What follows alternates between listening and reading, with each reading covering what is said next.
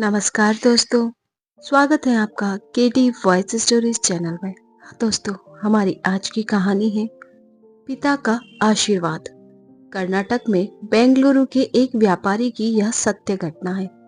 जब मृत्यु का समय सन्निकट आया तो पिता ने अपने एकमात्र पुत्र धनपाल को बुलाकर कहा कि बेटा, मेरे पास धन संपत्ति नहीं है कि मैं तुम्हें विरासत में दूं, पर मैंने जीवन भर सच्चाई और प्रामाणिकता से काम किया है, तो मैं तुम्हें आशीर्वाद देता हूँ कि तुम जीवन में बहुत सुखी रहोगे और धूल को भी हाथ लगाओगे तो वह सोना बन जाएगी। बेटे ने सिर झुकाकर पिताजी के पैर छुए। पिता ने सिर पर हाथ रखकर आशीर्वाद दिया और संतोष से अपने प्राण त्याग कर दिए। अब घर का खर्च बेटे धनपाल को संभालना था। उसने एक छोटा सा ठेला गाड़ी अपना व्यापार शुरू किया। धीरे धीरे व्यापार बढ़ने लगा। एक छोटी सी दुकान ले ली। व्यापार और बढ़ा। अब नगर के संपन्न लोगों में उसकी गिनती होने लगी। उसको विश्वास था कि यह सब मेरे पिता के आशीर्वाद का ही फल है, क्योंकि उन्होंने जीवन में दुख उठाया पर कभी धैर्य नहीं छोड़ा, श्रद्धा नहीं छोड़ी, प्रामाणिकता नहीं छोड़ी। इसलिए उनकी वाणी में बल था और उनके आशीर्वाद फलीभूत हुए और मैं सुखी हुआ। उसके मुंह से बार बार यह बात निकलती थी। एक दिन एक मित्र ने पूछा, तुम्हारे पिता में इतना बल था तो वह स्वयं संपन्न क्यों नहीं हुए, सुखी क्यों नहीं हुए? धर्मपाल ने कहा, मैं पिता की ताकत की बात नहीं कर रहा हूँ, मैं उनके आशीर्वाद की ताकत की बात कर रहा हूँ। इस प्रकार वह बार बार अपने पिता के आशीर्वाद की बात करता तो लोगों ने उसका नाम ही रख दिया बाप का आशीर्वाद। धर्मपाल को इससे बुरा नहीं लगता। वह कहता कि मैं अपने पिता के आशीर्वाद के काबिल निकलूं। यही चाहता हूँ। ऐसा करते हुए कई साल बीत गए। वह विदेशों में व्यापार करने लगा। जहाँ भी व्यापार करता उससे बहुत लाभ होता। एक बार उसके मन में आया कि मुझे लाभ ही लाभ होता है, तो मैं एक बार नुकसान का अनुभव करूं। तो उसने अपने एक मित्र से पूछा कि ऐसा व्यापार बताओ कि जिसमें मुझे नुकसान हो। मित्र को लगा कि इसको अपनी सफलता का और पैसों का घमंड आ गया है। इसका घमंड दूर करने के लिए इसको ऐसा धंधा बताऊं कि इसको नुकसान ही नुकसान हो। तो उसने उसको बताया कि तुम भारत में लौंग खरीदो और जहाज में भरकर अफ्रीका के जंजीबार में जाकर बेचो। धर्मपाल को यह बात ठीक लगी। जंजीबार तो लौंग का देश है। वहां से लौंग भारत में लाते हैं और यहाँ 10-12 गुना भाव पर बेचते हैं। भारत में खरीद करके जंजीबार में बेचे तो साफ नुकसान सामने दिख रहा है। परंतु धर्मपाल ने तय किया कि मैं भारत में लौंग खरीद कर जंजीबार खुद लेकर जाऊंगा। देखूं कि पिता के आशीर्वाद कितना साथ देते हैं। नुकसान का अनुभव लेने के लिए उसने भारत में लौंग खरीदे और जहाज में भरकर खुद उनके साथ जंजीबार द्वीप पहुंचा।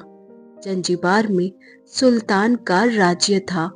धर्मपाल जहाज से उतर करके और लंबे रेतीले रास्ते पर जा रहा था। वहां के व्यापारियों से मिलने को उसे सामने से सुल्तान जैसा व्यक्ति पैदल सिपाहियों के साथ आता हुआ दिखाई दिया। उसने किसी से पूछा कि यह कौन है? उन्होंने कहा, यह सुल्तान है।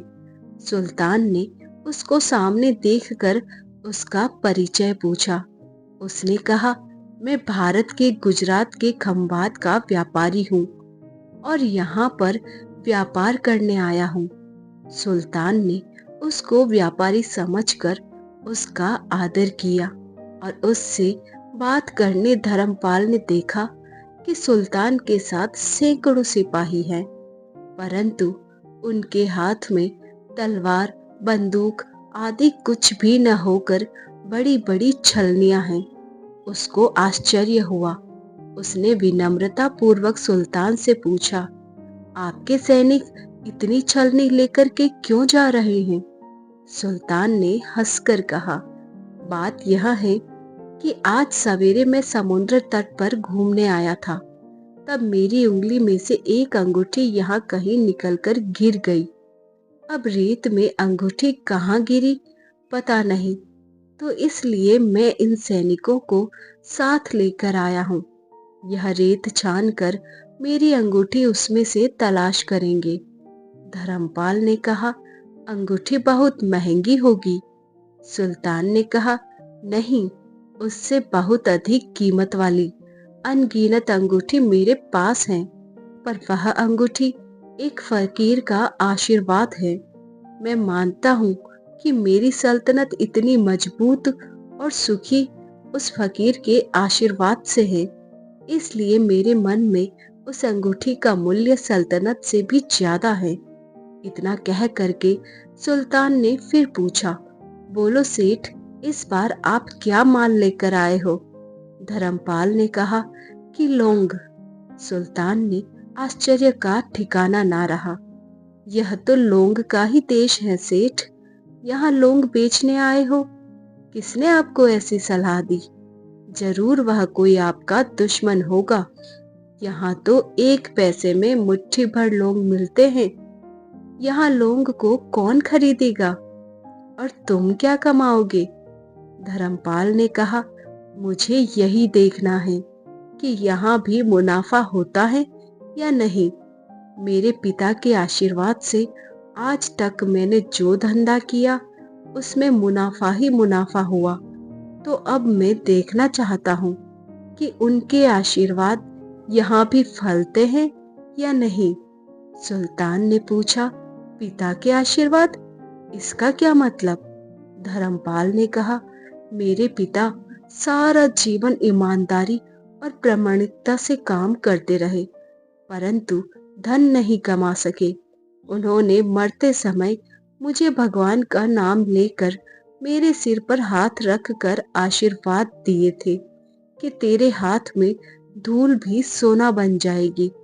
ऐसा बोलते बोलते धर्मपाल नीचे झुका और जमीन की रेत से एक मुट्ठी भरी और सम्राट सुल्तान के सामने मुट्ठी खोलकर उंगलियों के बीच में से रेत नीचे गिर गई, तो धर्मपाल और सुल्तान दोनों का आश्चर्य का पार नहीं रहा।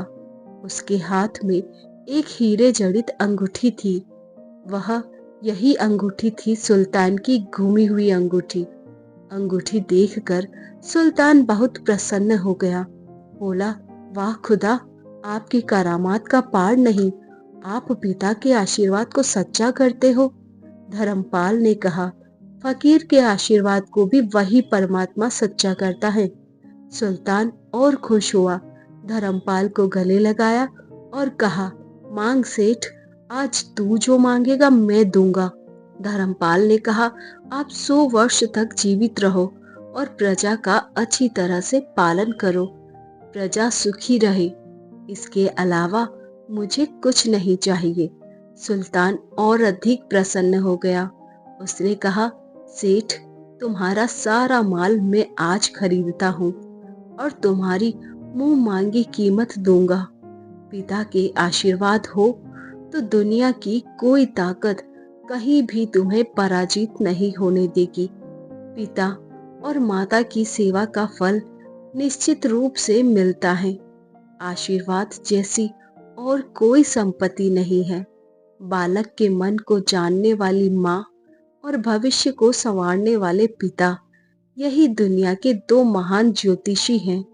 अपने बुजुर्गों का सम्मान करें, यही भगवान की सबसे बड़ी सेवा है। जय सिया राम। तो दोस्तों, ये थी हमारी आज की कहानी। आई होप आपको पसंद आई होगी। ऐसी ही और कहानियों के लिए बने रहिए हमारे साथ।